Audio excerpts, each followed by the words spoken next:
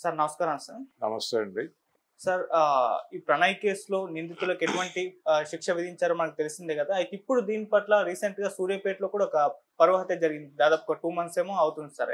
ఆ అమ్మాయి ఇప్పుడు బయటకు వచ్చి మీడియాతో మాట్లాడుతూ ఏదైతే ప్రణయ్ కేసులో జరిగిందో నా ఇష్యూలో కూడా అదే జరగాలి, నా భర్తను చంపిన వ్యక్తులకు కూడా ఉరిశిక్ష వేయాలి అంటూ ఆమె కూడా డిమాండ్ చేయడం మొదలుపెట్టేశారు. అంటే ఈ దాంట్లో కూడా అటువంటి తీర్పు వచ్చి ఏమన్నా ఎక్స్పెక్ట్ చేయొచ్చు అంటారా? మీరేం చెప్తారు సార్? ఈ విధంగా పరువు హత్యలకు సంబంధించి ఎటువంటి శిక్షలు పడాలన్న దానిపైన చర్చ అయితే జరుగుతుంది కదా, మీరేం చెప్తారు సార్? అంటే పరువు హత్యలకి ప్రత్యేకంగా ఇలాంటి శిక్షలు అనేటువంటిది ఉండదండి. హత్య అనేది నేరమే. దానికి సంబంధించి 302 అనేటువంటి ఒక సెక్షన్ ఉంది.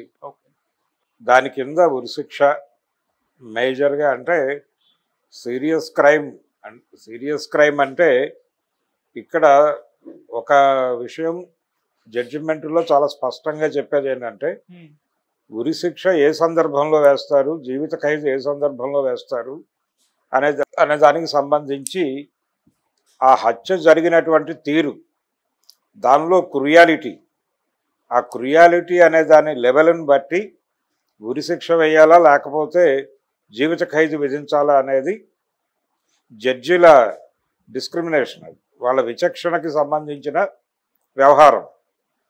అందుకని అయితే దీనికి సంబంధించి కూడా రకరకాల గొడవలు ఉన్నాయి. ఏది క్రుయాలిటీకి సంబంధించి నెంబర్ ఇంతమందిని చంపితే క్రుయాలిటీ అని చాలామంది మాట్లాడతారు, కానీ కోర్టు ఏం చెప్పిందంటే ఇంతమంది నెంబర్ అనేది అసలు అది సంబంధం లేని వ్యవహారం.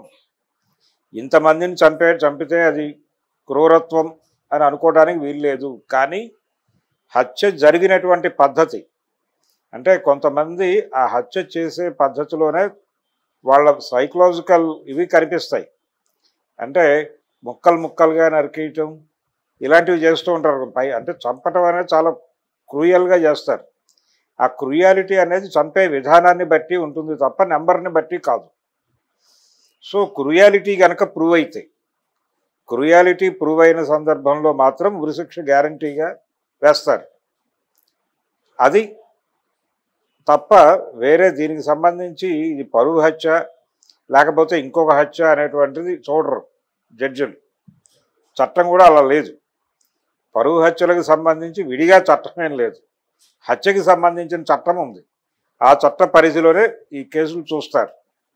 ఆ పరిధిలోనే నిన్న పడినటువంటి అమృత ప్రణయ్ కేసులో ప్రణయ్ని హత్య చేసినటువంటి శర్మకి ఉరిశిక్ష పడింది. ఆ ఉరిశిక్ష పడింది కూడా ఈ కోణంలోనే. అలాగే సమాజం దాని పట్ల రియాక్ట్ అయినటువంటి తీరు కూడా ఆ జడ్జిమెంట్ మీద కొంత ప్రతిఫలించింది. అంటే సమాజం అతన్ని కఠినంగా శిక్షించాలని కోరుకుంది. అది కూడా రిపోర్ట్ అయింది. ఆ రిపోర్ట్ అయిన సమాజపు అభిప్రాయం మేరకు కూడా దాన్ని కూడా పరిగణనలోకి తీసుకుని రోజారమణి గారు అనుకుంటాను ఆ జడ్జి గారు, ఆవిడ తన స్పందనని ఆ జడ్జిమెంట్లో అలా వెల్లడించారు.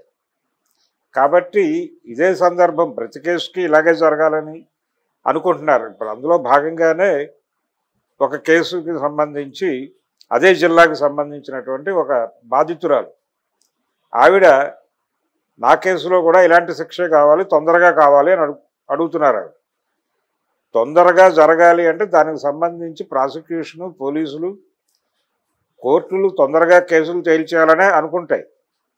కానీ రకరకాల కేసులు ఉండటం వల్ల పెండింగ్ పడుతూ ఉంటాయి, వాయిదాలు పడుతూ ఉంటాయి. ఈ వాయిదాలు అయిపోయి ఏదో ఒక క్రమంలో ఈ కేసు హియరింగ్కి వస్తుంది, ట్రయల్ కమెన్స్ అవుతుంది. ట్రయల్ కమెన్స్ అయినప్పుడు సాక్షుల్ని బలమైనటువంటి సాక్ష్యాలు చెప్పేలాగా, అంటే జనరల్గా విక్టిమ్స్ ఏం చేస్తారంటే అంటే డిఫెన్స్ న్యాయవాదులు కేసులో మెరిట్స్ మీద ఆర్గ్యుమెంట్లు చెప్పడం మానేసి చాలా కాలమైంది. కేసులో మెరిట్స్ మీద ఆర్గ్యుమెంట్లు చెప్పేవాళ్ళు ఇదివరకు. ఇప్పుడు అలా జరగటం లేదు.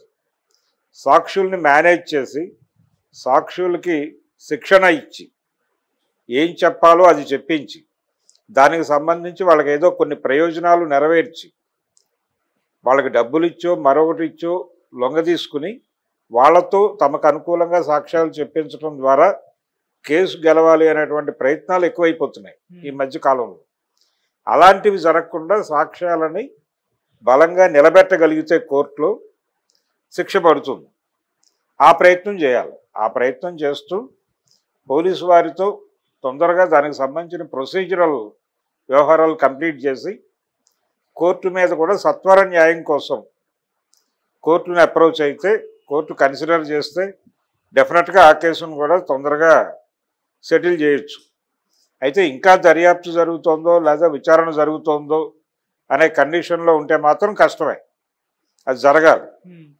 కానీ డిపార్ట్మెంట్ నుంచి వెళ్లాల్సిన రికార్డు అంతా వెళ్ళిపోయి కోర్టులో ట్రయల్ లేట్ అవుతోంది అనుకుంటే గనక దాన్ని వేగంగా నడిపించమని జడ్జి గారిని రిక్వెస్ట్ చేసుకోవచ్చు.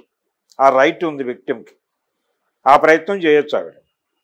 అంటే ఇప్పుడు ఆల్రెడీ ఈ కేసులో జడ్జిమెంట్ ఇచ్చినటువంటి అదే కోర్టు అయితే అయి ఉండొచ్చు, రోజారామణి గారి బెంచే అయి ఉంటే ఆవిడ ఇమ్మీడియట్గా రియాక్ట్ అవ్వచ్చు. రియాక్ట్ అయ్యి ఈ కేసు తొందరగా తేల్చే ప్రయత్నం చేయవచ్చు. ఏదైనా సంవత్సరాలు పట్టడం అనేది కామనే.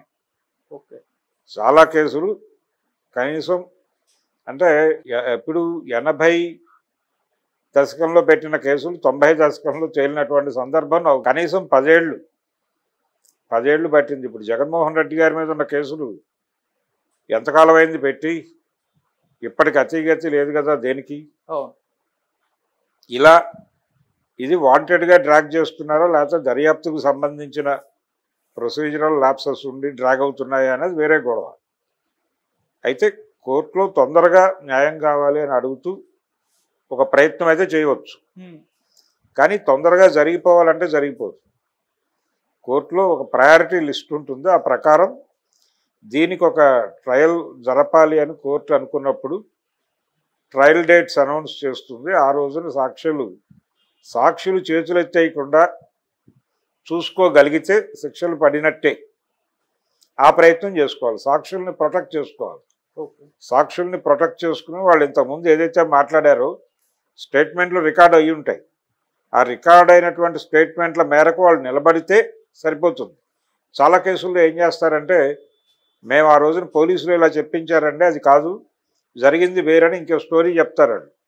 వాళ్ళు ఫైనల్గా ట్రయల్లో సాక్షులు చెప్పిందే ఫైనల్. దాన్నే జడ్జి గారి పరిగణనలో తీసుకుంటారు. అప్పుడే ఆర్గ్యుమెంట్స్ జరుగుతాయి. ఆ ఆర్గ్యుమెంట్స్లో సాక్షులు కనుక బలంగా వాళ్ళు చెప్పిన ఆర్గ్యుమెంట్కి నిలబడితే కేసు పోయే ప్రమాదం కూడా. అందుకని సాక్షుల్ని నిలబెట్టుకోవడం మీద కేంద్రీకరిస్తే ఆవిడ అనుకున్న జడ్జిమెంట్ వస్తుంది. Okay sir. ఆ ప్రయత్నం చేసుకోవడం మంచిది. అయితే ఆవిడ ఒక ఆకాంక్షగా బాగుంది జడ్జిమెంటు.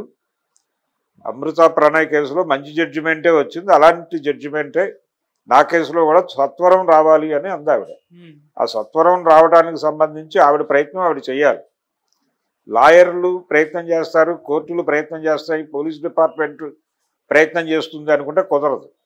ప్రతి కేసు విషయంలోనూ తన కేసు నిలబెట్టుకోవటానికి ఎవరైతే కేసు పెడతారో వాళ్ళు కూడా హోంవర్క్ చేయాల్సి ఉంటుంది. అలా చేసిన కేసులే నిలబడతాయి. ఆ ప్రయత్నం చేయాలి. Okay sir, thank you so much.